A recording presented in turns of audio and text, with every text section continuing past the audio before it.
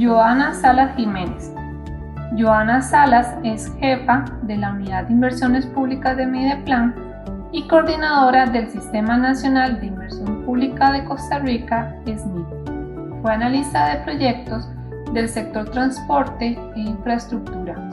Asimismo, estuvo a cargo de los temas de gestión del riesgo y cambio climático mediante el convenio interministerial MAC-Mideplan. Además, ha tenido experiencia en temas de ordenamiento territorial, planificación urbana y sistemas de información geográfica al laborar en el Programa de Desarrollo Urbano Sostenible de la Universidad de Costa Rica en el periodo 2001-2006.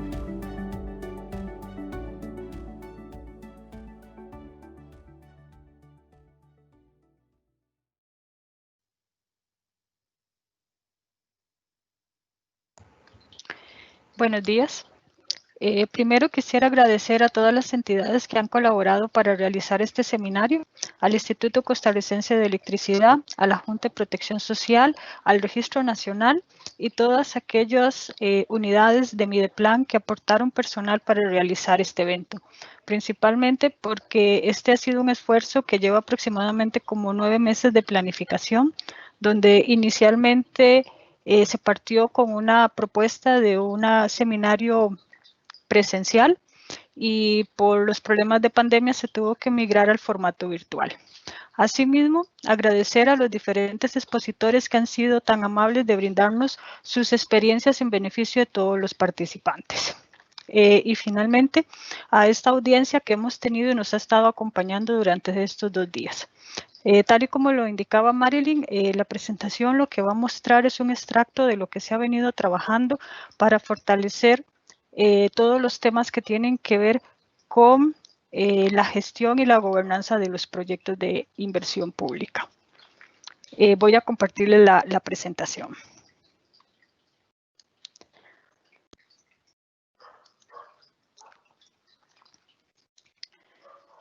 La presentación está dividida en 3 secciones.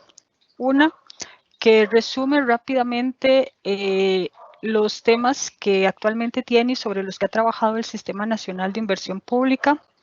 El segundo es un diagnóstico que se realizó en los meses de junio y julio a diferentes entidades para conocer el abordaje que tienen a lo largo de las diferentes etapas del ciclo de vida de los proyectos. Asimismo, dentro de este diagnóstico se cuenta con un apartado de consultas que se hicieron a diferentes secretarías sectoriales. Y finalmente, un resumen de algunos instrumentos que ya se tienen propuestas de desarrollo y otras que están en camino de desarrollo. El Sistema Nacional de Inversión Pública de Costa Rica básicamente se restituyó en el año 2007 después de aproximadamente 20 años de dejar de operar. El periodo 2008-2011 básicamente fue de generación de las diferentes herramientas y normativas que requería el Sistema Nacional de Inversión Pública para poder operar y además tuvo un proceso muy fuerte en el tema de capacitación. Básicamente el sistema se define como un conjunto de normas, principios, métodos, instrumentos y procedimientos que lo que buscan es ordenar la inversión pública para concretar los proyectos de inversión más rentables para el país. Aquí es importante considerar que cuando hablamos de rentabilidad nos estamos refiriendo a todo lo que tiene que ver con indicadores financieros, indicadores económicos sociales, la sostenibilidad del proyecto que se ve reflejada a través de los elementos de reducción de riesgo, incluyendo los efectos del cambio climático y toda la parte de reducción de los efectos sobre el ambiente, considerando también la parte de la reducción de los gases de efecto invernadero. El SNIP tiene 5 componentes que se han venido desarrollando gradualmente. El primero de ellos son las metodologías de formulación y evaluación de proyectos. El país cuenta con una metodología general para identificación, formulación y evaluación de proyectos. Esta metodología sirve para cualquiera de los 3 niveles de la preinversión. Básicamente la diferencia radica en el tipo de información con el que se hace el desarrollo de la guía del estudio de preinversión. La profundidad de los análisis que se pueden hacer, el nivel de incertidumbre que se maneja. Asimismo, se ha trabajado en el desarrollo de guías específicas para lo que son proyectos de infraestructura vial, infraestructura educativa, acueductos y alcantarillados, CEN-SINAI, infraestructura policial, infraestructura de riego, disposición de residuos sólidos y una guía para el fortalecimiento de las capacidades institucionales. El segundo componente tiene que ver con las normas técnicas, lineamientos y procedimientos de inversión pública que en resumen lo que definen son los requerimientos para las diferentes gestiones que tienen que realizar las instituciones. El tercer componente es el banco de proyectos de inversión pública. Este banco es una base de datos que reúne las diferentes iniciativas de inversión que las instituciones pretenden desarrollar en el corto, mediano y largo plazo. Estas iniciativas entran desde el nivel de perfil y se va registrando y actualizando su información hasta que concluyen la etapa de ejecución, es decir, cuando entran en operación. Actualmente el banco maneja alrededor de 3.000 iniciativas de inversión en diferentes estados. También es importante indicar que en el año 2007 este proceso del banco se descentralizó y la responsabilidad de que la información de los proyectos esté actualizada es a nivel institucional. Todo este proceso se hace en línea.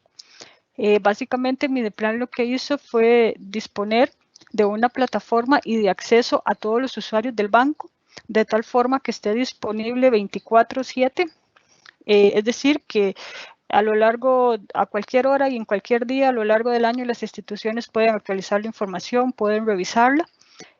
Bueno, no obstante, hay que admitir, hay algunos problemas de conexión, pero más ahora que hay tanta demanda de los servicios de Internet, pero igual el banco está disponible y genera esos beneficios a nivel institucional. Este proceso, digamos que este proceso de descentralización se tuvo que dar considerando que la normativa establece que las instituciones disponen de 10 días hábiles posteriores a las modificaciones que sufran los proyectos para registrarlos en el banco. Asimismo, también ahí está la directriz 084 que indica que los proyectos tienen que actualizarse al menos cada 3 meses. Este banco también permite que diferentes usuarios tengan acceso a la información completa de los proyectos. Es decir, establece herramientas dinámicas para que las instituciones puedan generar y extraer la información, pero también les da acceso a que puedan descargar todos los documentos que respaldan los proyectos, incluyendo modificaciones, ajustes y los diferentes estudios de preinversión. Además, se utiliza como herramienta para el seguimiento físico y financiero, principalmente de la etapa de ejecución, donde se hace una programación trimestral de estos dos indicadores y también se da el reporte trimestral de los mismos. En la parte de capacitación, este ha sido un esfuerzo que se ha venido trabajando desde el año 2007. Durante los primeros años fue un esfuerzo compartido con diferentes entidades que nos apoyaron en este proceso de poder capacitar y de tener un lenguaje común en el término de formulación y evaluación de proyectos con las diferentes entidades. Más recientemente, como a partir del 2015 en adelante, este proceso de capacitación ha sido asumido por la Unidad de Inversiones Públicas. Los cursos que se han brindado originalmente eran presenciales, que iban de modalidades 3 días, 15 días, un mes. Actualmente se trabaja con la modalidad presencial y principalmente con la modalidad virtual. Además, se están haciendo las evaluaciones de los cursos que se brindan para ver cuáles se podrían pasar a modo de autogestión, de tal forma que las diferentes personas interesadas puedan tener acceso en cualquier momento y de acuerdo a su disponibilidad para poder llevar esos cursos. Recalco, estamos en valoración de cuáles cursos se pueden pasar a este proceso de autogestión. El último componente es el Plan Nacional de Inversión Pública. En esta administración, este plan se integró con el Plan Nacional de Desarrollo. Esto básicamente con el fin de integrar todos los esfuerzos de cooperación, elaboración, seguimiento y evaluación de los planes. En la parte de organización, el sistema tiene a Mideplan como órgano rector, a la Contraloría y al Ministerio de Hacienda encargados de la parte presupuestaria, por lo cual se han venido realizando a lo largo del tiempo diferentes coordinaciones que buscan que los proyectos que se registran en los diferentes presupuestos hayan pasado por los diferentes controles del Sistema Nacional de Inversión Pública. Tenemos el apoyo que se recibe de los ministros rectores y de las secretarías sectoriales o de los entes que estos ministros designen para tales fines, principalmente con la revisión y la emisión de los avales de los proyectos. Finalmente, hay que establecer todas las instituciones que están bajo la cobertura del SNIP, que hoy en realidad el sistema tiene una cobertura de aproximadamente un 40% de las entidades del sector público. Esto debido a diferentes leyes específicas y parte de la cobertura que tiene el Sistema Nacional de Planificación, del cual forma parte el Sistema Nacional de Inversión Pública.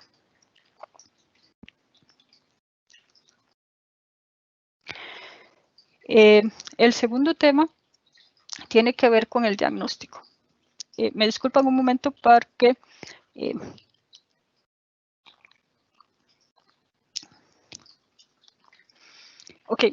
como les decía, el diagnóstico, este se realizó en el mes de junio y julio de este año. Se hizo mediante un formulario digital. Se envió a 909 funcionarios de 144 entidades. Estas entidades estaban bajo la cobertura del SNIP y otras que no estaban bajo o que no están hoy bajo la cobertura del SNIP. Y se envió también a 19 funcionarios de 13 secretarías sectoriales. No obstante, se tuvo respuesta de 118 funcionarios de 83 instituciones y 15 funcionarios de 11 secretarías sectoriales. Uno de los temas que se quiso valorar era la parte de qué instituciones tenían unidades de formulación y evaluación de proyectos. De las 83 entidades que contestaron, 32 nos indicaron que tienen una unidad especializada en formulación y evaluación de proyectos. De estas, además, se les pidió que nos indicaran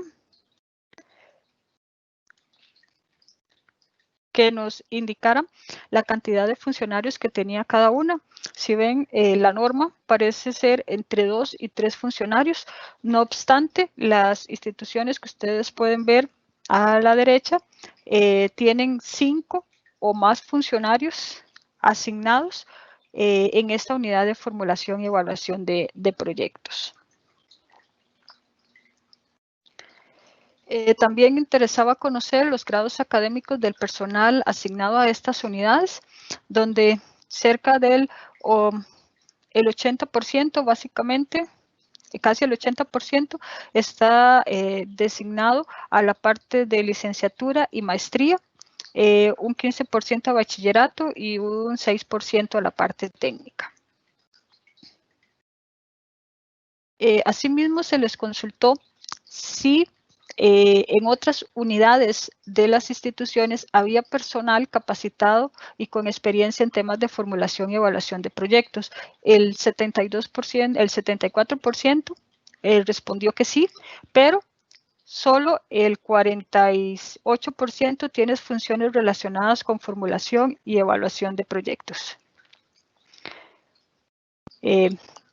Esto en realidad lo que nos indica es que muchas de estas unidades reciben apoyo de personal que está asignado a otras unidades o por el tipo de proyecto y los elementos que éste puede tener, se recibe apoyo de este otro personal.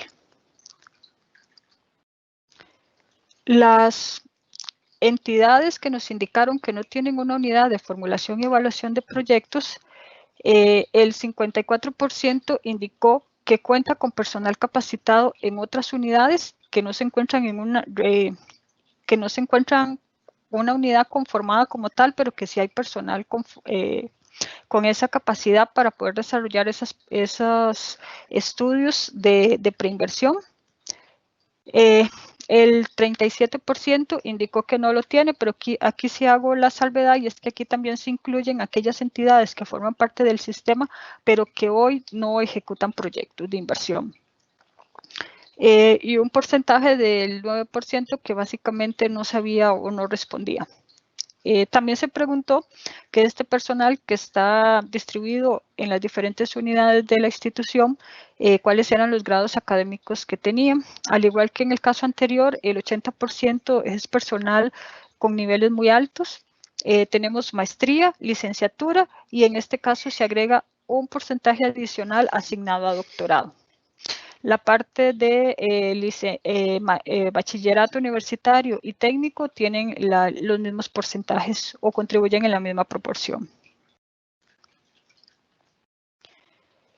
En la parte de portafolios se les solicitó que nos indicaran cuáles entidades tenían portafolios de inversión.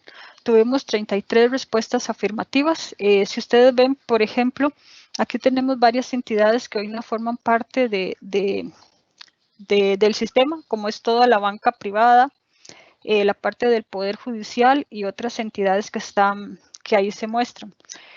No obstante, sí hay que hacer la salvedad que varias también indicaron que tienen un portafolio, pero que no necesariamente tienen desarrollados todos los elementos que se requieren para la gestión de los portafolios.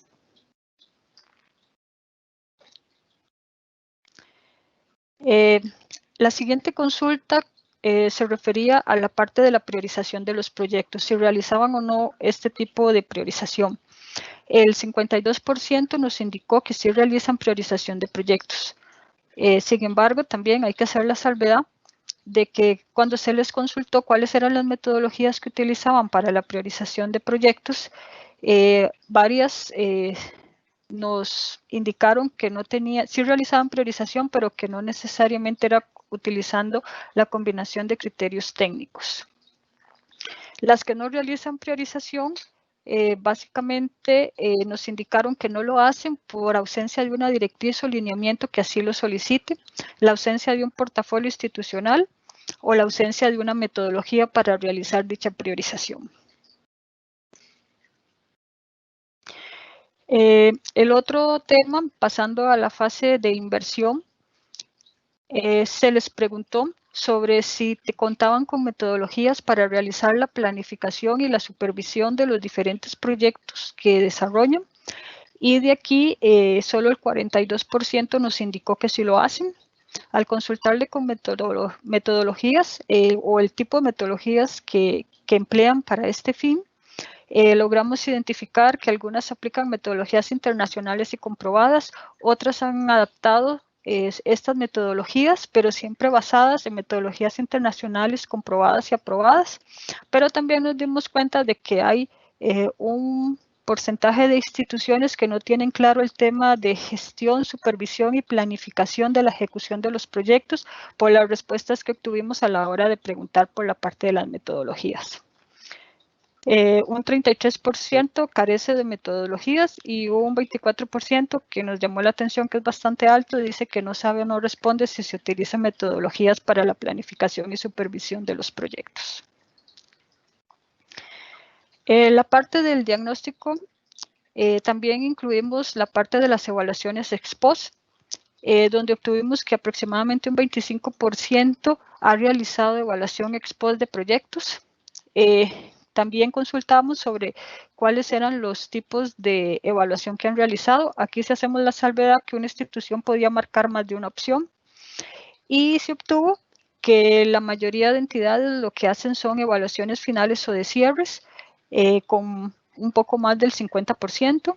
Un 37% nos dijo que lo que hace es una evaluación de resultados y de esas un tercio corresponde a evaluaciones de impacto.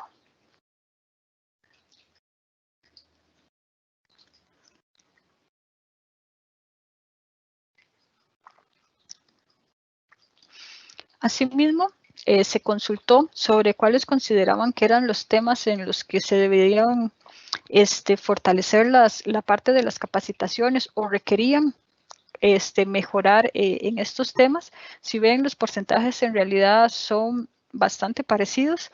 Básicamente lo que indicaron es que requieren una capacitación más especializada en cada uno de los temas que se abordan en las diferentes guías de formulación y evaluación de proyectos, incluyendo y destacando la parte que tiene que ser con la parte de la evaluación cualitativa. Aquí sí hago la salvedad que es un porcentaje muy bajo de instituciones que hacen esta evaluación cualitativa. Tenemos proyectos que por su naturaleza y tipo se han justificado con evaluaciones cualitativas muy fuertes. Aquí hago la salvedad de que cuando hablamos de una evaluación cualitativa, esto implica identificar y medir los beneficios esperados. Recordemos que cuando hacemos una evaluación costo-beneficio, los beneficios se identifican, se miden y se valoran para poderlos incluirlos en el flujo. Pero una evaluación cualitativa básicamente se integra o se complementa con la parte cuantitativa cuando hay una serie de beneficios que no se les logró asignar un valor monetario para llevarlo al flujo. Entonces, esto es importante de rescatar. Cuando hablamos de evaluación cualitativa, no es solo una identificación de los beneficios, tiene que haber una identificación y una medición, principalmente para poder determinar el impacto que estos proyectos podrían tener. En la parte de, bueno, este otro tema, la parte de análisis de riesgo a desastres, sí les indico que se ha venido trabajando. No obstante, este año no fue posible abordar este curso, principalmente porque está diseñado para ser presencial. Para el otro año estamos trabajando un poco en su reestructuración para ver si lo podemos pasar a módulo virtual. Pero sí creo que al final vamos a quedar con una combinación entre lo que es presencial y lo que sería virtual. La parte que corresponde a análisis técnico, análisis del mercado, identificación del proyecto, análisis legal y administrativo, esos están cubiertos con el primer curso básico que es de formulación y que ya tiene varios años de estarse dando en su modo virtual. El año pasado probamos el primer curso de evaluación financiera de costos y económica social en modo virtual y ya este año creo que comenzó, o ya más bien está por terminar, comenzó en octubre en su modo virtual también. Entonces vamos a ver cómo nos va con los resultados de la evaluación de ese curso. Principalmente por los temas que considera y la parte de ver si al final requeriríamos o no agregar algunas sesiones presenciales, pero básicamente lo que estamos tratando es de que todo sea virtual y fortalecerlo mucho con la parte de videos o de videos que ilustren los diferentes procesos, principalmente por la parte matemática que conlleva. También se consultó sobre la preferencia en la duración de las capacitaciones. Aproximadamente el 60% considera que deberían ser cursos cortos, máximo de 15 días o técnicos especializados. Un 34% considera que deberíamos tratar de cursos largos, diplomados o diplomados especializados.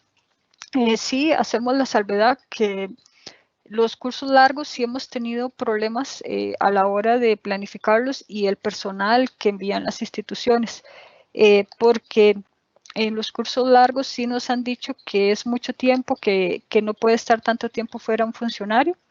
Sin embargo, es importante considerar que este tipo, digamos, de esfuerzos es necesario hacerlo a nivel institucional de tal forma que logremos mejorar las capacidades institucionales en estos temas. Y por eso también se está pensando en la incorporación de estos cursos ya largos. Tal vez la mejor forma que nos ha servido para la implementación de estos cursos largos ha sido no hacerlos consecutivos, no hacerlos 4 meses seguidos o un mes completo, sino separarlo por semanas, digamos una semana de capacitación, 2 de descanso, otra semana. En realidad, eso va a depender mucho de la duración del curso y qué tanto lo podamos acomodar, pero en eso también se está trabajando. Esto era como para contarles un poco de las experiencias que hemos tenido en la implementación de diferentes duraciones de cursos. Los que más nos han o más bien, los que han tenido la mayor participación han sido aquellos cursos cortos o no más de 15 días. También se consultó sobre la necesidad de capacitación para la planificación y supervisión de la etapa de ejecución. Aquí obtuvimos que el 77% indica que sí es necesaria la capacitación en estos temas y un 12% que indica que no se requiere capacitación en esos temas. Entrando ahora a la parte de las secretarías sectoriales, como les había comentado al inicio, participaron 11 secretarías que las pueden observar en su margen izquierdo. También se les consultó sobre la cantidad de personas que estaban asignadas a dichas secretarías.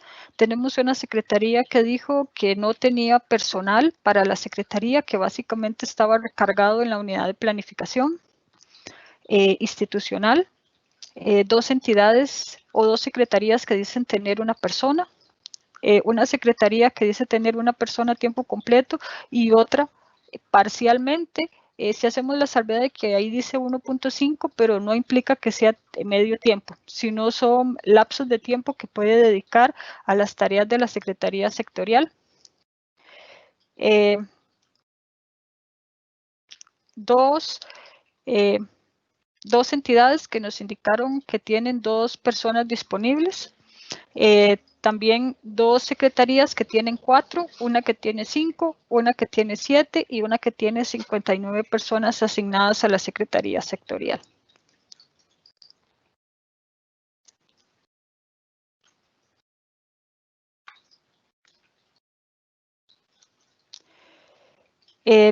También entre los puntos más relevantes que indicaron las secretarías es que de las 11, 8 indican que sí revisan los proyectos y emiten avales o vistos buenos de los proyectos que respaldan los avales que realizan los ministros rectores.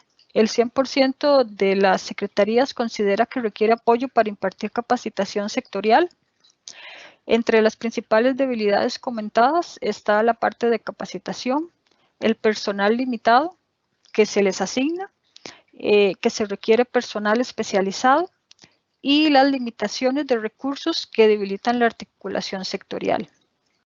Asimismo, el 73% de las secretarías considera que deberían tener un rol más relevante en la parte de ejecución y en la evaluación ex post de las diferentes iniciativas del sector. Esto que les acabo de mostrar es un resumen del diagnóstico completo. Este diagnóstico se espera que esté publicado en la página de Mideplan a finales de este mes. Así que cualquier persona que tenga interés lo podrá consultar o igual no lo puede solicitar por correo electrónico. En este momento está en el proceso de diagramación, de revisión filológica y diagramación para hacer la publicación. A partir de las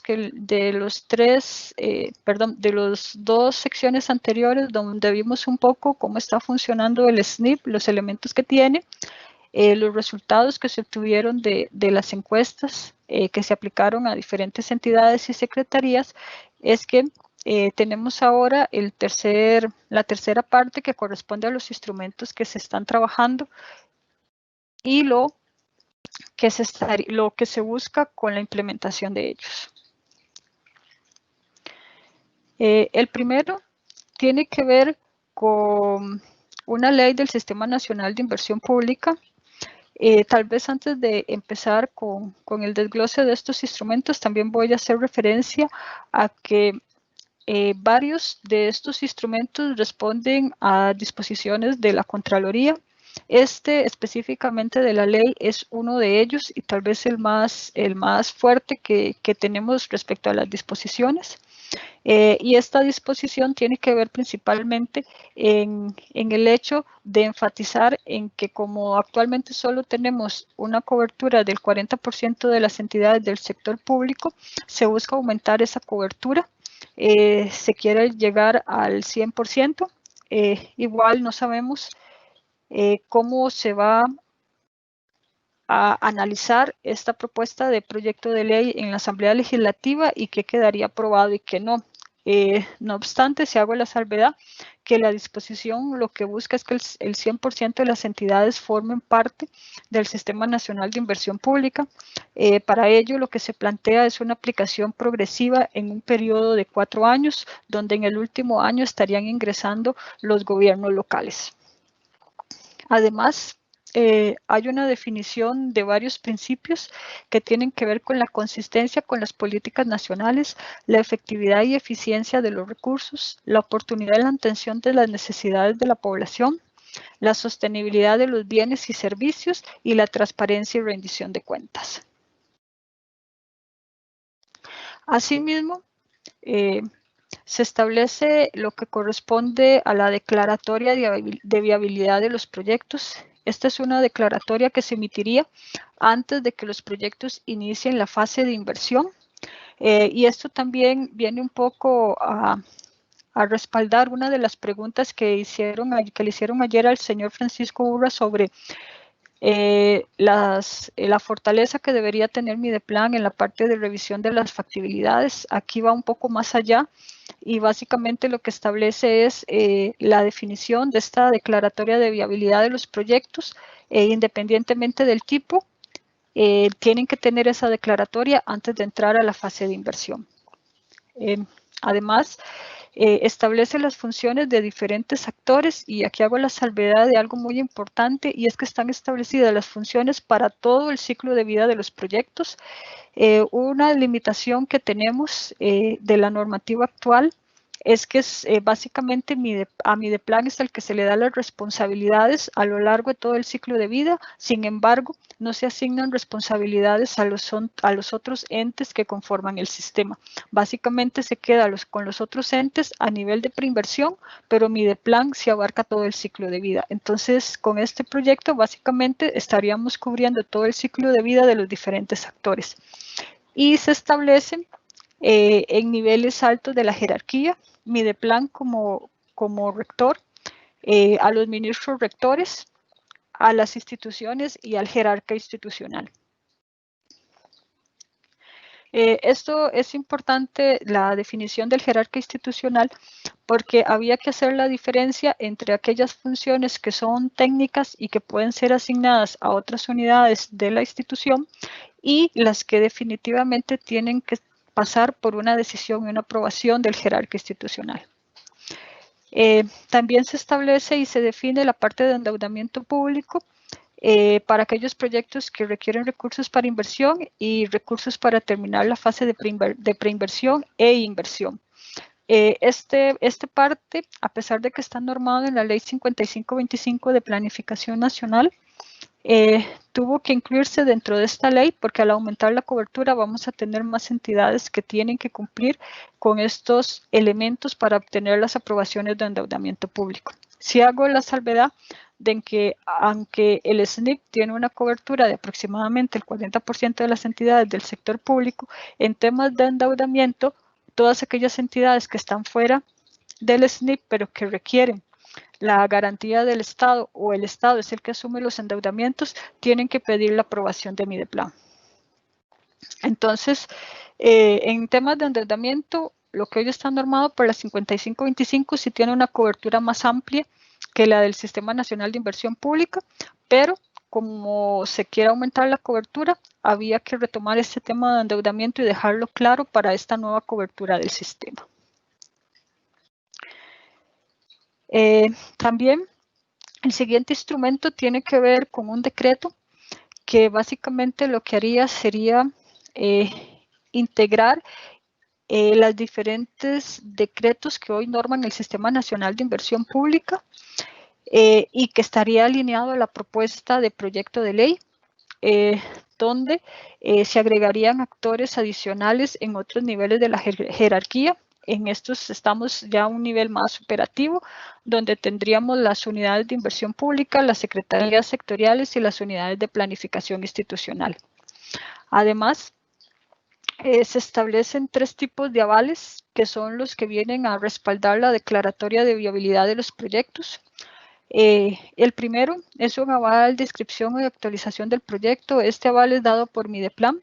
Básicamente consideraría 2 puntos. Uno, que es el registro correcto de la información en el sistema que se utiliza para el módulo del Banco de Proyectos de Inversión Pública.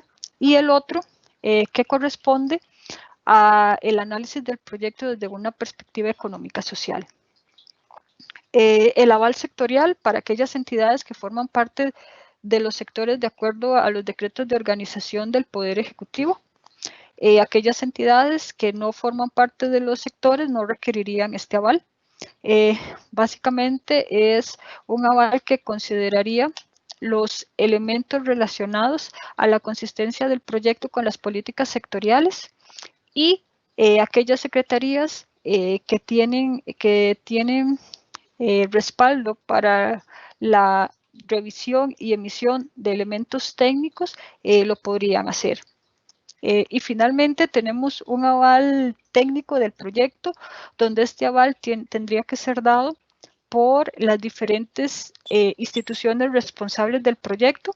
Básicamente es un responsable que revisaría y aprobaría que cada uno de los documentos de preinversión cumple con los elementos técnicos para su aprobación y continuar con la etapa siguiente.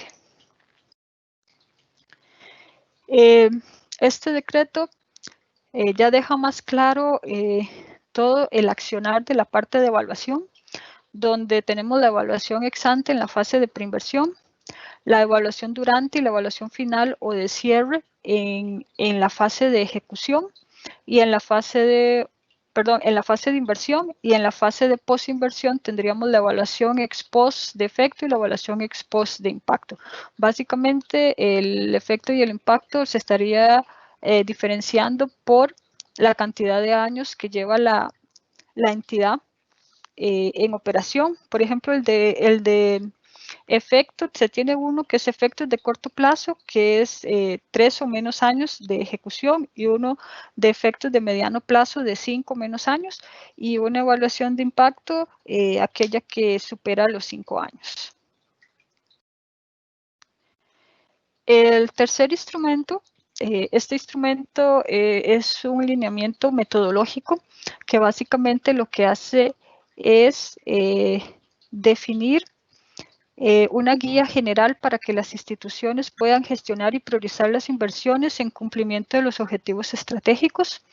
Es importante hacer la salvedad que este lineamiento responde a una disposición de la Contraloría para un informe que hizo referente al programa de abastecimiento de agua para Guanacaste, programa integral de abastecimiento de agua para Guanacaste, creo que es así, si no me disculpan si no es como se llama,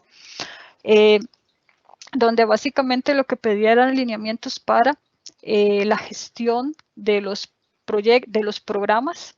No obstante, cuando se empezó a generar este lineamiento nos dimos cuenta que era necesario la articulación completa desde la parte de portafolio.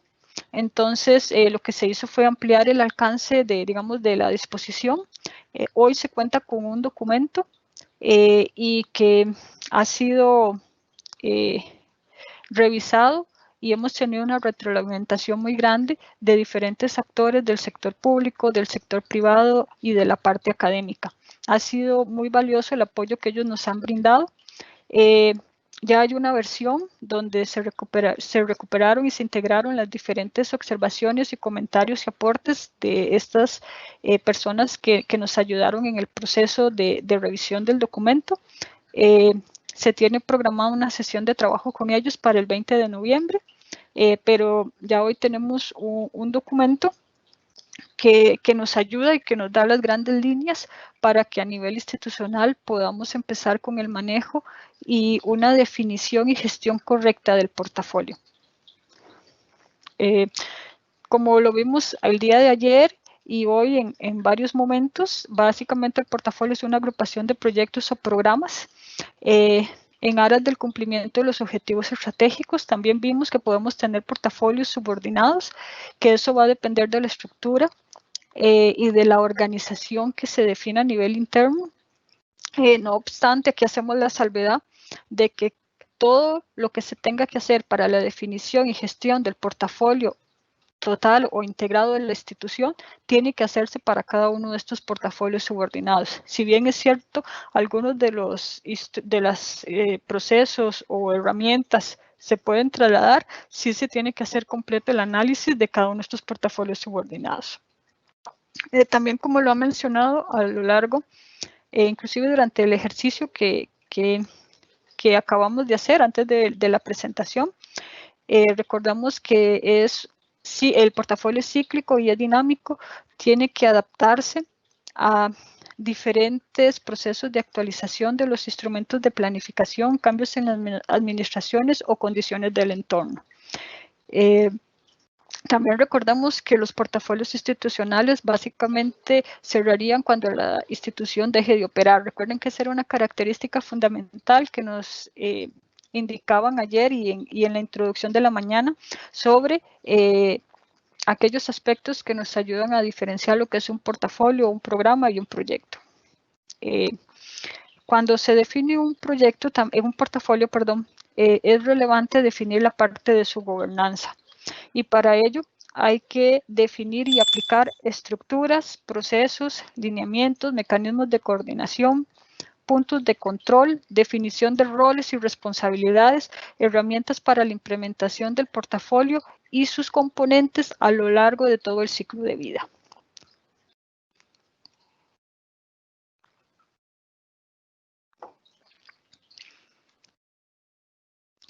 Esto es en realidad una estructura bastante simple de un portafolio, donde tenemos la parte de los objetivos estratégicos, el portafolio institucional. Recordemos que tal y como nos indicaba ayer Javier, el portafolio es uno de los elementos que contribuye a alcanzar esos objetivos estratégicos. Podemos tener otros elementos de gestión fuera del portafolio, que la combinación de ellos son los que nos llegan a que cada institución logre alcanzar sus objetivos. En este caso tenemos el portafolio, tenemos un portafolio subordinado que está compuesto de un programa y un proyecto. El portafolio principal, que además del portafolio subordinado tiene un programa y tiene 2 proyectos. Aquí lo que queremos hacer la salvedad y un poco también lo que nos comentaban en las charlas del día de ayer es que a nivel institucional tiene que haber una única priorización y esa priorización tiene que hacerse a nivel de proyecto. Entonces, de aquí la relevancia de tener todas las iniciativas de inversión en este nivel para poder realizar la priorización. El ciclo de vida del portafolio básicamente tiene 4 fases. Estas, si lo comparan con algunos documentos de aplicación internacional, podrían cambiar un poco el nombre, pero básicamente su contenido es el mismo. Aquí lo que interesa es tener presente todo lo que se requiere para la definición y gestión de un portafolio. Como habíamos visto, solo 33 instituciones de las 83 que participaron en la encuesta contaban con un portafolio, pero ellos nos indicaron también que no tenían todos los elementos para su gestión. Entonces aquí vamos a hacer como un resumen. Si solo teníamos 33 instituciones, la mayoría de entidades del sector público van a tener que empezar por la definición de este portafolio. Esta primera parte de definición incluye la fase de inicio, que corresponde al punto 3 de lo que pueden ver en pantalla. Como vamos a empezar con su definición, vamos a empezar de cero. Lo importante es que cada institución inicie con la conformación y definición de un equipo que es el que va a realizar esta definición del portafolio. Una vez que se define el equipo, tiene que analizarse el estado de la situación institucional en cuanto a todos los temas relacionados con inversión pública, proyectos, programas, procesos, procedimientos, interacciones, actores.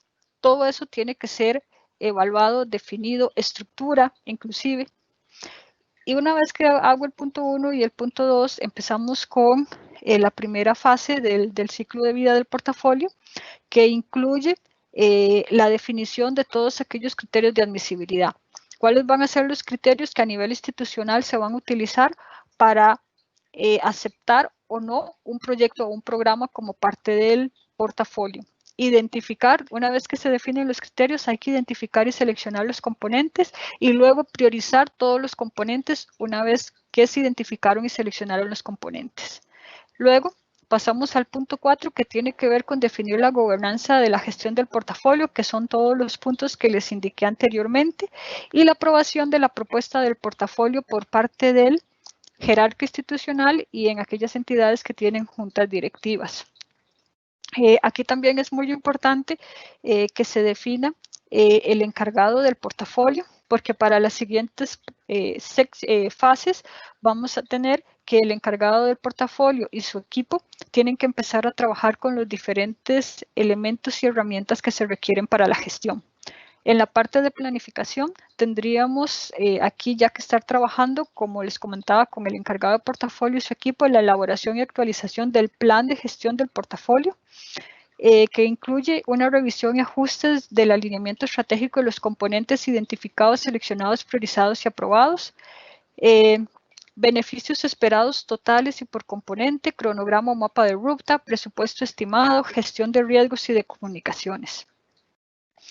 Luego tendríamos la parte de ejecución, donde estaríamos con actualizaciones, rendimientos, avances, revisiones de prioridades, riesgos y comunicaciones. Estos temas de revisiones de riesgos, prioridades y comunicaciones, básicamente se trabaja en todas las fases. Igual recordemos que los proyectos pueden ir cambiando de etapas. Cuando están alcanzados, esto implica que cuando están alcanzados o cuando se eliminan por alguna razón técnica, tenemos que volver a hacer una revisión de las prioridades independientemente de en qué fase estemos. Recordemos que esto es cíclico y que podemos estar devolviéndonos entre fases. La parte de seguimiento y evaluación, que tenemos la generación de informes de cumplimiento del plan de gestión del portafolio. Aquí tiene que estar claramente definida en los temas de gobernanza, la periodicidad establecida, los informes consolidados de avance y cierre de los componentes programados y presupuestados durante el periodo, la estructura de estos informes, todo eso es parte de los elementos que se tienen que definir en la gobernanza. También es importante la incorporación de oportunidades de mejora en los procesos y procedimientos de gestión del portafolio. Recordamos que como la mayoría de instituciones estarían definiendo por primera vez el portafolio, muchos de estos elementos incorporados en la gobernanza podrían analizarse y evaluarse para ver aquellos ajustes o requerimientos que se requieren.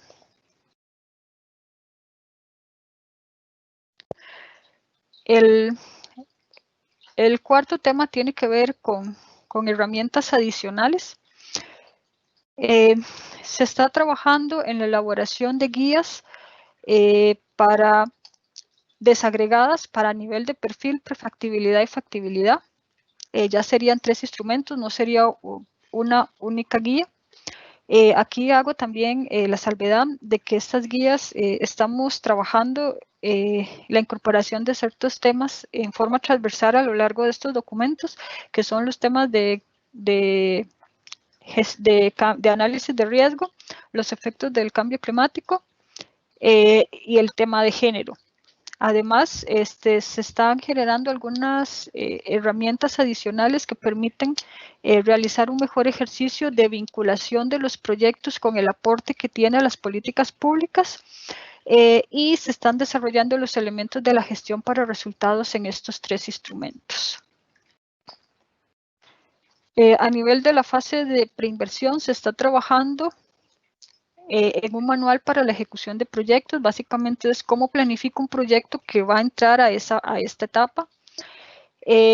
La parte de seguimiento que se sigue haciendo y hoy se hace a través del banco con indicadores físicos y financieros, más cómo se tiene que realizar el informe de cierre o la evaluación final de un proyecto, considerando que el último estudio de preinversión realizado de acuerdo al tipo de proyecto y este informe de cierre van a ser fundamentales para las evaluaciones ex post.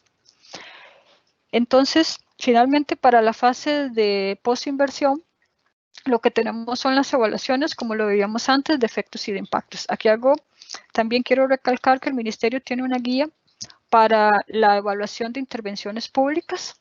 Esa guía es la base que se está utilizando para generar instrumentos para la evaluación ex post a nivel de proyectos. Básicamente se está revisando cuáles son los apartados que se aplican tal y como hoy están en la guía de intervenciones públicas y cuáles son aquellos apartados que requieren un nivel de especificidad mayor para llegar hasta el nivel de proyectos. Además, se está trabajando en una guía metodológica para la priorización de proyectos a nivel institucional y sectorial, básicamente considerando elementos de sostenibilidad, que es lo que implica los objetivos del Sistema Nacional de Inversión Pública. Se está diseñando un programa de capacitación donde tratemos de abarcar, además de todas las fases del ciclo de vida de los proyectos, los elementos más relevantes y las nuevas herramientas que se están generando para la correcta gestión de los diferentes proyectos de inversión y también de la parte del portafolio. Finalmente, tenemos unas mejoras que se están realizando al banco de proyectos. Esto también para responder un poco a una parte de la encuesta que no les indiqué, pero que básicamente lo que se quiere es mejorar el acceso o hacer más agradable el ingreso de la información al módulo del banco mediante formularios donde cada institución solo seleccione cuál es el tipo de proyecto que va a registrar y a partir de él le aparezca un formulario con solo los campos que debe llenar para esa tipología. Además, se van a implementar lo que son las salidas dinámicas tipo Tableau. Vamos a valorar hasta dónde podemos llegar, cuántas ocupamos y cuáles serían las mejores para que ilustren y mejoren un poco la compresión de la salida de la información del banco.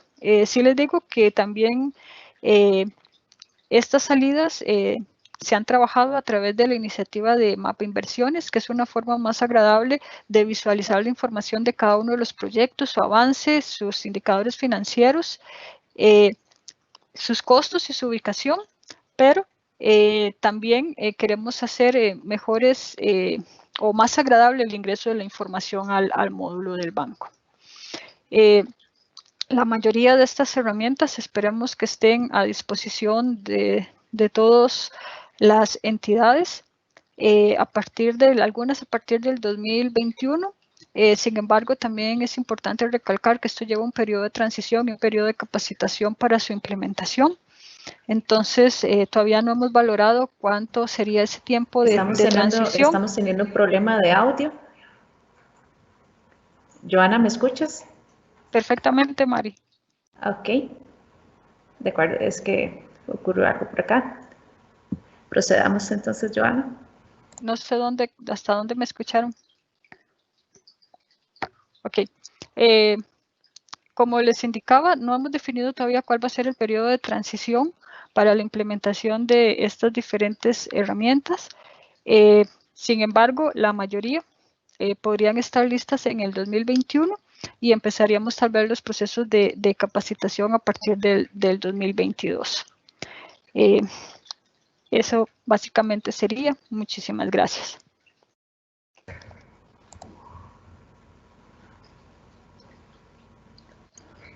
Agradecemos a la señora Salas por su intervención. A continuación daremos inicio con la lectura de las preguntas por parte de los asistentes.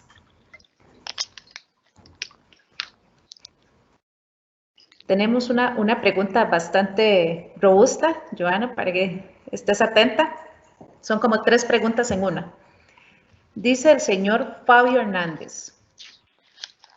¿Considera que el banco de proyectos debería robustecerse con indicadores claves de los proyectos como valor ganado, lo cual permita brindar a la ciudadanía el cumplimiento de los proyectos en plazos y costos? La siguiente dice así. ¿Considera que Mideplan debería fiscalizar el cumplimiento de los estudios de factibilidad de los proyectos, siendo este un elemento esencial del éxito de las inversiones? Y la última indica, ¿Considera que las guías de Mideplan podrían entrar en el detalle de cómo obtener los beneficios y costos económicos, así como la estimación de la tasa social de descuento, lo cual incluye alineamientos para la cuantificación de estos elementos a través de técnicas como valoración contingente, precios hedónicos o costos de viaje? Esta pregunta tuvo 29 me gustas y quedamos en tus manos, Joana.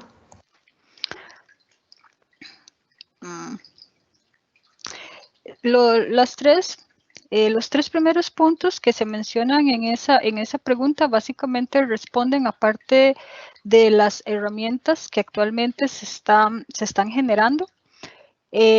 Si ven, esta parte de fiscalizar el cumplimiento de los estudios de factibilidad viene a darse a través de la declaratoria de viabilidad de los proyectos. Es lo que les comentaba que se está dando a través de la propuesta de ley y donde se establecería esta declaratoria y donde este proceso de emitir la declaratoria básicamente llevaría a la aprobación del último documento de preinversión de acuerdo al tipo de proyecto. La parte de valor ganado, de plazos y costos, actualmente a través de una cooperación estamos tratando de realizar una priorización de todos los proyectos que ingresan al banco, considerando la parte de indicadores de sostenibilidad, donde estos elementos que comenta el señor van a ser considerados. Igual, sí les digo que hay diferentes metodologías que se pueden emplear para la parte de la estimación de beneficios de los proyectos. Mideplan está abierto a las propuestas que las instituciones quieran desarrollar, pero también les indico que mediante otra cooperación que se está definiendo, bueno, está en proceso de definición y de aprobación, por eso no la incluí porque todavía no tenemos certeza, se quieren generar precisamente estas guías de cómo identificar los beneficios para diferentes tipos de proyectos. Básicamente tendríamos una guía para infraestructura vial, una guía para acueductos y alcantarillados, una guía para la parte educativa, una guía para la parte de viviendas. Eso básicamente ya lo tenemos identificado. Estamos esperando a ver si logramos obtener la aprobación de los recursos para poder sacar estos elementos que ayudarían a complementar la parte de la formulación y la evaluación de proyectos. Lo de la tasa social de descuento, sí también les indico que el responsable de estimar la tasa social de descuento es Mideplan. Nosotros somos los que damos esa tasa. Esa tasa se estimó, si ustedes se acuerdan, originalmente cuando empezó a funcionar el sistema se tenía una tasa del 12%. Durante una cooperación con recursos del Fondo de Preinversión de Mideplan se logró hacer la actualización de esta tasa social de descuento, además de la estimación de los precios sociales de la mano de obra, todo lo que tiene que ver con bienes transables y no transables, y el factor de la divisa y el factor estándar. Entonces, durante esta consultoría se analizaron varias metodologías para la estimación de esta tasa social de descuento. No obstante, a nivel país tenemos muchas limitaciones en cuanto a información para poder utilizar o aplicar varias de estas metodologías. Al final, considerando la información que se tenía disponible, se estimó esta tasa social de descuento que hoy es de 8,31%. Además, se estimó la periodicidad con la que se tiene que actualizar. Pero como les indicaba, la responsabilidad de la estimación de esta tasa social es de Mideplan y es una tasa que nosotros en este caso la estaríamos publicando de acuerdo y actualizando de acuerdo a la periodicidad establecida en la metodología para el cálculo de dicha tasa. No sé si creo que con eso abarqué, yo tenía 4 puntos, creo que con eso completé los 4 puntos, no sé si me quedó alguno. Ya fueron abordadas. Procedemos con la siguiente pregunta de la señora Silvia Jiménez del INAMO. Me parece que ya fue abordada, pero igual si quisieras agregar algo más, doña Joana. estarías con la completa libertad. Y dice lo siguiente. Tomando en consideración lo indicado por el señor Urra relacionado a la eficiencia en la gestión de proyectos, ¿considera oportuno valorar o reformular la actual guía metodológica general que data del año 2010 en cuanto a la necesidad, cantidad, complejidad de estudios que se deben realizar? Bueno, tal y como lo indica Marilyn, ahora esa guía se va a dividir en tres, como lo indiqué en la presentación. Vamos a tener una guía para proyectos a nivel de perfil, una guía para proyectos a nivel de prefactibilidad y una guía para proyectos a nivel de factibilidad. Aquí se están haciendo diferenciaciones que de acuerdo al nivel de información que se tenga, hasta dónde se puede avanzar en cada uno de esos estudios que componen la parte de los análisis involucrados en cada uno de los estudios de preinversión. Por ejemplo, a nivel de perfil, se está valorando qué pasa si a nivel de perfil yo solo tengo una macrozona, no tengo la zona específica de proyecto. Entonces, ¿hasta dónde puedo avanzar, por ejemplo, en el análisis de riesgo? ¿Hasta dónde puedo avanzar en la parte ambiental? ¿Hasta dónde podría avanzar en la parte de las evaluaciones con el tipo de información que se obtiene? Entonces, este es, por ejemplo, un ejemplo de los análisis que se están haciendo para hacer la separación de la guía general en estos tres instrumentos, considerando los tipos y los niveles de información que se tendrían. Muchísimas gracias. También acá la segunda pregunta nos indica el señor Jairo Villalobos del ICE. Dentro de la planificación, integración y análisis que se ejecuta al Plan Nacional de Inversión Pública, se contempla la conformación de programas multianuales de inversión pública, esto con el fin del proceso de asignación de recursos financieros y que las metas asociadas se cumplan con respecto a los cronogramas de ejecución. Ok, recordamos que también, como les indicaba, el Plan Nacional de Inversión Pública en este momento está integrado con el Plan Nacional de Desarrollo. Entonces tenemos un periodo de evaluación del plan que corresponde a 4 años.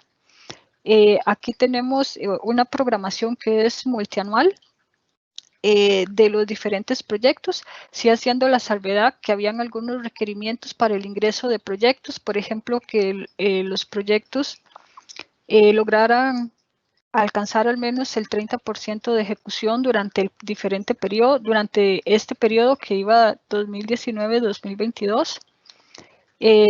También un poco el estado y la cantidad de recursos o la aprobación de recursos, principalmente cuando eran de endeudamiento. Digamos que había una serie de requisitos para la incorporación de proyectos dentro de este instrumento de planificación que integra los dos planes y digamos que por facilitar y ayudar a las instituciones en los procesos de seguimiento y evaluación, se hacen con base en lo establecido en la normativa para el Plan Nacional de Desarrollo. Entonces, ¿qué es lo que tenemos? De acuerdo a la pregunta del compañero del ICE, tenemos una planificación del plan que es de 4 años, establecía requisitos para el ingreso de los proyectos, donde incluía toda la parte de plurianualidad, y la parte de las metas que debían alcanzarse en este periodo, al menos. También teníamos la parte de que es la primera vez que se incluyen proyectos estratégicos que se requería que concluyeran la fase de preinversión durante esta administración. Entonces hay varios proyectos, hay todo un apartado donde se establece cuáles son esos proyectos estratégicos y que requieren terminar la preinversión. Entonces, ¿qué es lo que tenemos? En este plan no solo tenemos una programación de la etapa de ejecución con sus respectivas metas, sino también tenemos una programación de aquellos proyectos que requerimos que terminen la fase de preinversión para que en el siguiente plan los podamos incorporar como parte de la fase de ejecución. Muchísimas gracias, doña Joana. Y nos indica don Fabio Hernández. ¿Considera que Mideplan debería ampliar su espectro normativo de la formulación y evaluación de proyectos a la gestión de proyectos, programas y portafolio mediante guías reconocidas a nivel mundial, como las indicadas por el PMI, PRINCE2 o ITMA? La primera parte de la pregunta ya está considerada dentro de los dos instrumentos normativos que les mencioné, tanto el proyecto de ley como el decreto. Actualmente la normativa no lo establece. El lineamiento que se va a publicar también en los próximos meses, hasta que no se hagan las modificaciones en los decretos y en la ley o la aprobación de la ley, digamos que no es de acatamiento obligatorio. Cuando esos instrumentos sean aprobados va a ser de acatamiento obligatorio, pero ya hoy contamos con un instrumento, un lineamiento metodológico que ayuda precisamente a este trabajo de la definición de los portafolios y sus componentes, y que precisamente, como les comentaba, hemos tenido el apoyo de varios de estos entidades privadas del PMI y de la parte académica, la parte privada y la parte pública para la definición de este lineamiento. Entonces, básicamente son grandes líneas que ayudan a la conformación de los portafolios, sus componentes, y que también hay que ser realistas. Hoy no es de acatamiento obligatorio, pero sí puede servir para que las instituciones empiecen a trabajar en los diferentes elementos que se requieren para la gestión mediante portafolios, y en el momento que logremos, digamos, las modificaciones a la normativa, ya sería de acatamiento obligatorio. Muy bien. Y nos dice la señora Patricia Quiroz.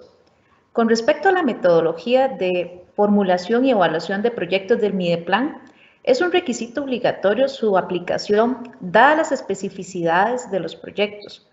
¿O las instituciones pueden aplicar sus propias metodologías o combinarlas con la establecida por el Mideplan?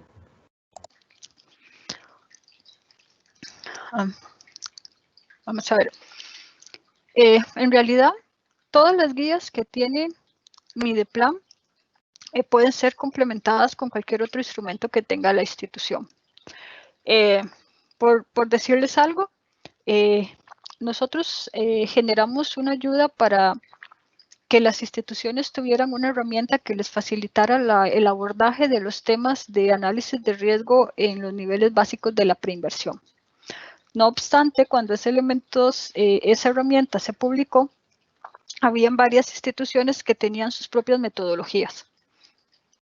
Entonces, ¿eso qué implica? Esas instituciones siguieron trabajando con su metodología, pero a la hora de presentar sus proyectos, ¿qué es lo que sí verifica Mideplan? Que el proyecto tenga el análisis de riesgo, ¿ok?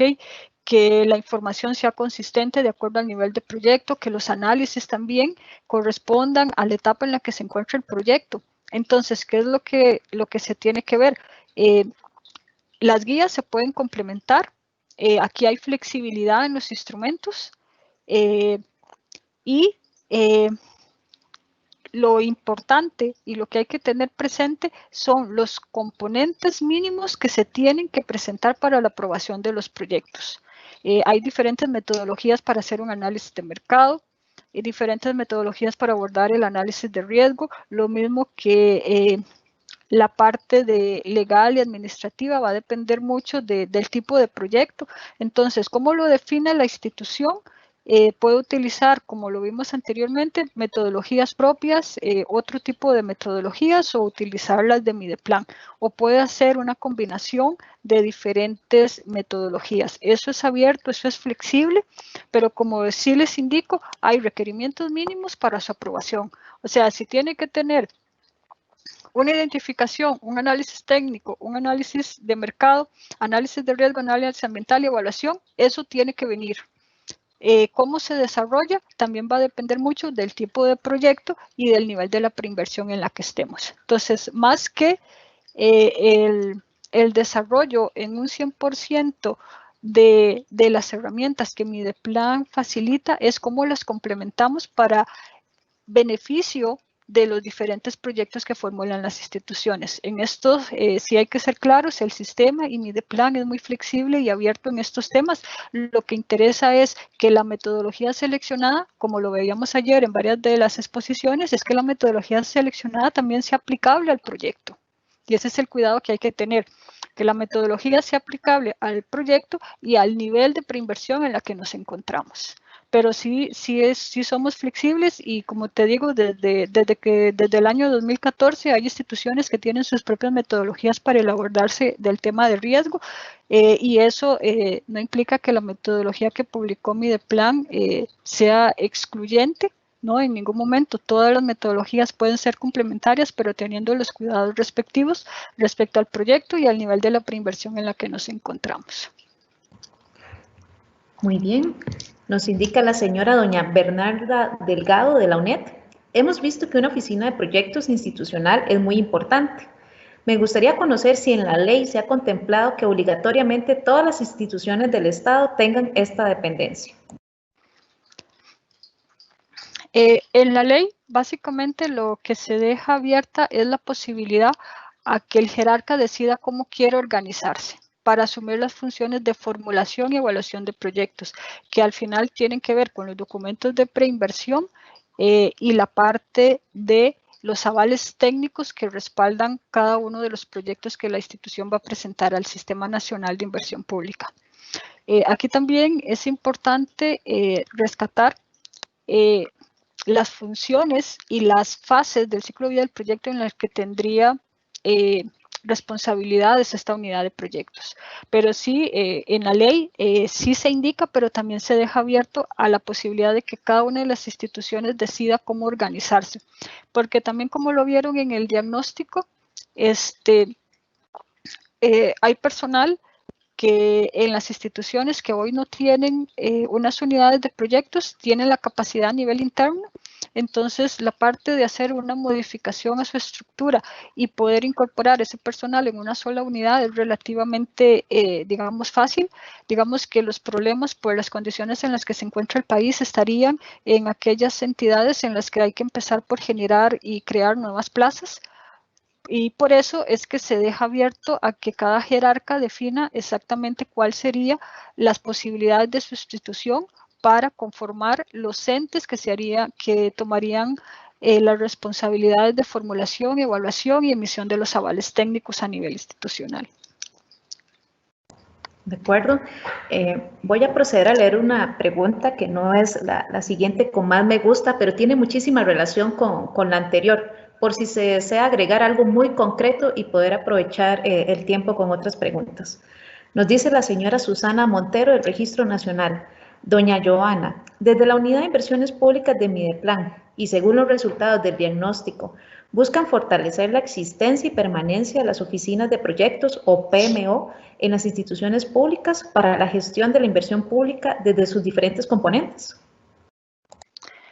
En realidad, para nosotros es muy importante la existencia y la permanencia de estas unidades, principalmente con las responsabilidades que van a tener que empezar a asumir las instituciones con estas modificaciones normativas. Creo que básicamente eso sería lo que agregaría, pero sí indicar que estas nuevas responsabilidades tienen un gran peso sobre estas unidades que existen y su conformación. Muchísimas gracias. Y la señora Paola Siberio indica lo siguiente. Doña Joana, en mi experiencia en la inclusión de proyectos en el banco, Mideplan tiene guías y lineamientos direccionados a obra pública. ¿Tiene planificado ampliar este tema en proyectos de software?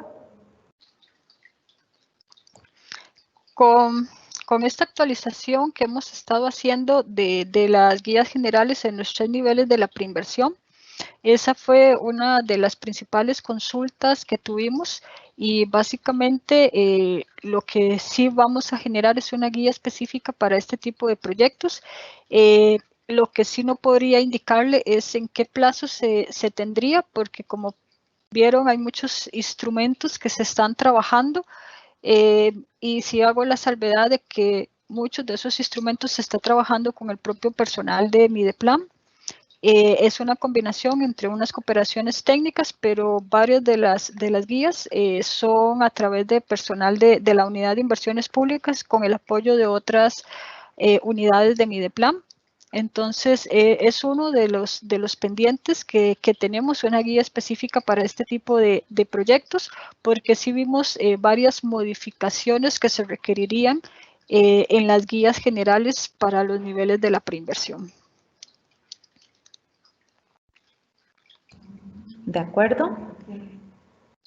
Vamos a proceder con la lectura de las últimas dos preguntas. Dice la señora Rosemary Fallas Leal del INCOP. ¿Qué participación tiene Mideplan en los proyectos de inversión pública a través de las alianzas público-privadas?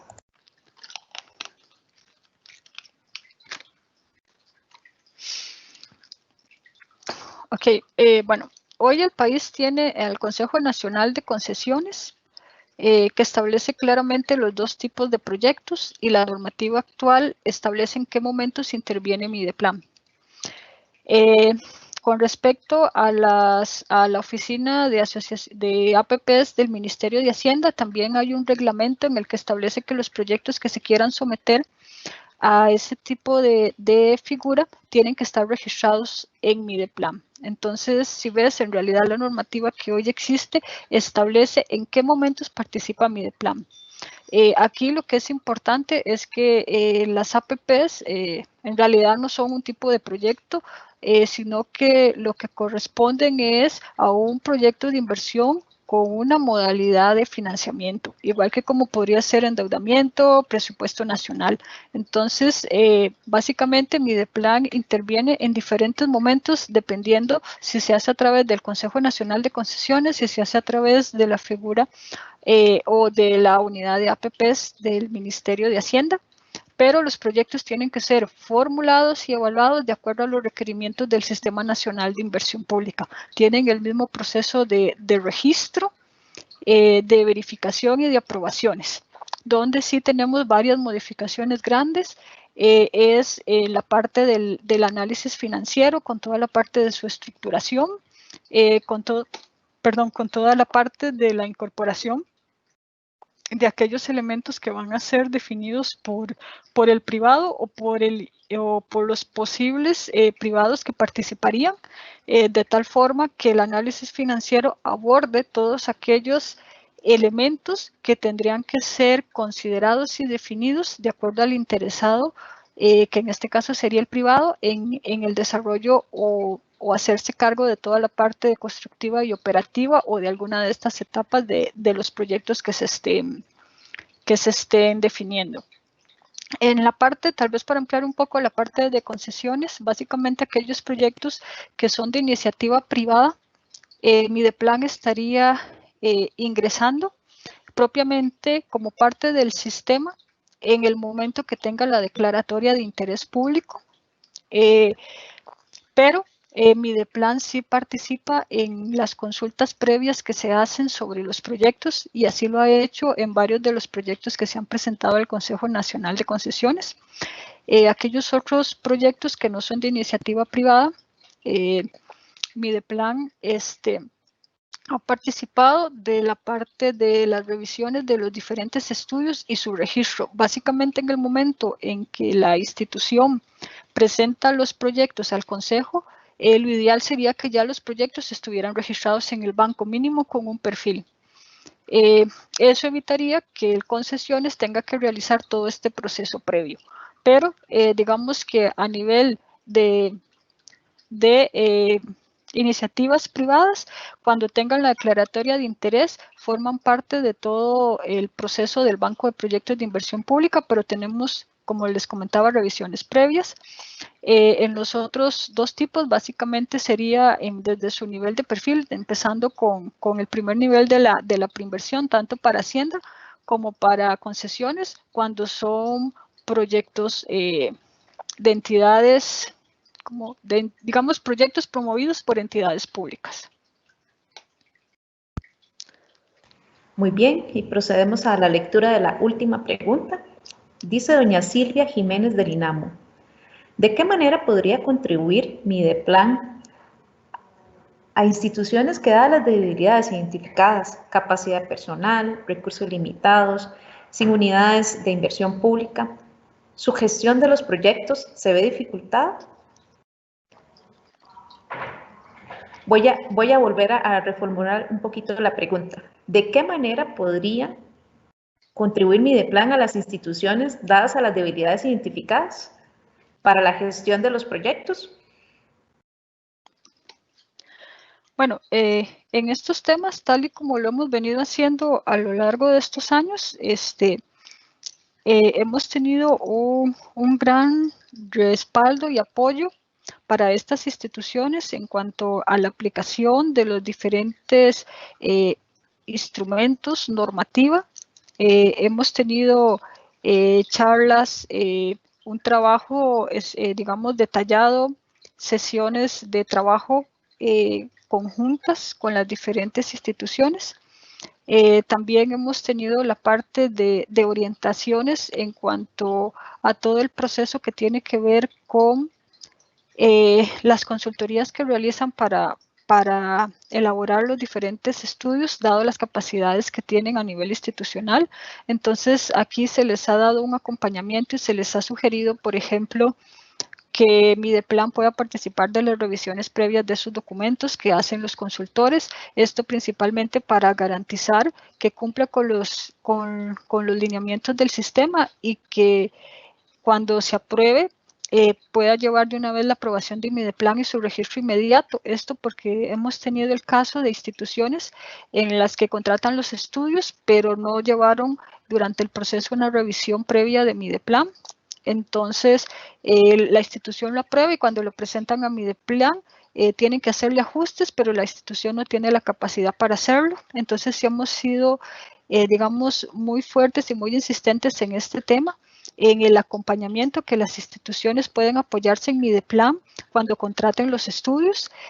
Otro de los temas que también hemos hecho a solicitud de varias instituciones, inclusive a solicitud de los sectores, ha sido capacitaciones específicas donde el personal de la institución o de varias instituciones, cuando han sido a nivel sectorial, han llevado sus proyectos y los proyectos se han ido formulando por etapas, primero la identificación, el análisis técnico, el análisis de mercado. Entonces se les ha dado un proceso de acompañamiento para que las instituciones puedan fortalecerse en estos temas. También, como les comentaba anteriormente, desde el año 2007 están los procesos de capacitación que ha estado brindando el Ministerio.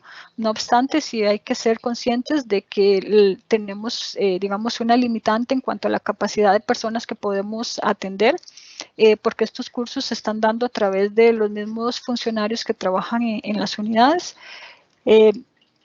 Lo otro que se ha venido trabajando y que se está reforzando es la generación de nuevas herramientas que oriente a las instituciones en estos temas. Sí es importante también recordar que está la parte de capacitación que otorga Mideplan, pero que también hay una responsabilidad a nivel institucional y a nivel sectorial de capacitación del personal que se dedica a estos temas.